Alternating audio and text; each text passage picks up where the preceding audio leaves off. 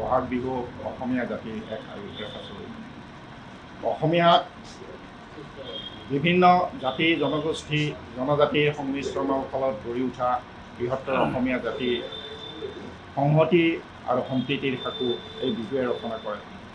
ৰাইজ আৰু তথা সমগ্ৰ অসমবাসী ৰাইজলৈ মই বিজনী ৰঙালী বিহু উদযাপন সমন্বয় সমিতিৰ তৰফৰ পৰা আন্তৰিক শ্ৰদ্ধা প্ৰীতি আৰু শুভেচ্ছা জ্ঞাপন কৰিছোঁ।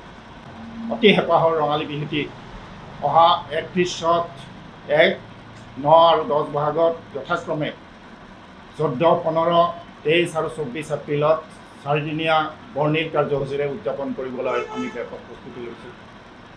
অহাকালি 31, 14 এপ্ৰিলত ৰাতিপুৱা 10 বজাৰ পৰা ক্ৰমে বিহু পতাকা উত্তোলন আৰু ইয়াৰ পিছতে শ্বহীদ তৰ্পণ আমাৰ বৃহত্তৰ বিজনী অঞ্চলৰ জাতীয় শ্বহীদ পৰিয়ালবৰ্গক বিজনী ৰঙালী বিহু উদযাপন সমন্বয় সমিতিৰ তৰফৰ পৰা বিহুৱানেৰে সম্ভাষণ জ্ঞাপন, তাৰ পিছতে বৃহত্তৰ বিজনী অঞ্চলৰ সন্মানীয় জ্যেষ্ঠ নাগৰিক কেইগৰাকীমানক আৰু লগতে এই অঞ্চলৰ কৃতিমান ছাত্ৰ ছাত্ৰীসকলক আমি বিজনী ৰঙালী বিহু উদযাপন সমন্বয় সমিতিৰ তৰফৰ পৰা বিহুৱান আৰু সাদৰ সম্ভাষণ জনাম।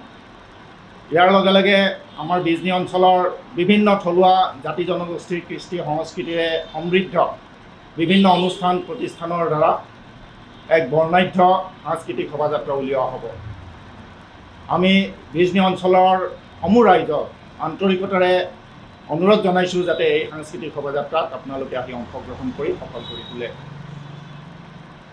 সাংস্কৃতিক শোভাযাত্ৰাৰ অন্তত এই থলুৱা কৃষ্টি সংস্কৃতিৰে পৰিবেষ্টিত অনুষ্ঠান প্ৰতিষ্ঠানৰ বিহু নৃত্য, বিহু হুঁচৰি আৰু বিভিন্ন সাংস্কৃতিক অনুষ্ঠান পৰিৱেশন কৰা হ'ব।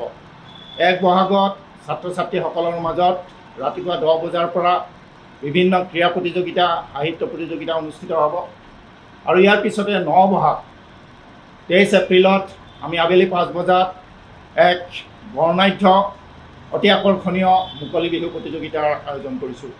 অসমৰ বিভিন্ন স্থানৰ প্ৰখ্যাত বিহুৱা দলসমূহে এই মুকলি বিহু প্ৰতিযোগিতাত অংশগ্ৰহণ কৰিব। 10 বহাগ 24 এপ্ৰিলত সন্ধিয়া 7 বজাৰ লগে লগে এক বৰ্ণিল সাংস্কৃতিক সমাৰোহৰ আয়োজন কৰা হৈছে। এই সাংস্কৃতিক সমাৰোহত অসমৰ এগৰাকী প্ৰখ্যাত শিল্পী, জনপ্ৰিয় শিল্পী মৌচুমী দত্তই অংশগ্ৰহণ কৰিব। ইয়াৰ লগে লগে থাকিব আকাশ প্ৰতীপ আৰু কেইবাগৰাকীও জনপ্ৰিয় অসমৰ শিল্পীয়ে।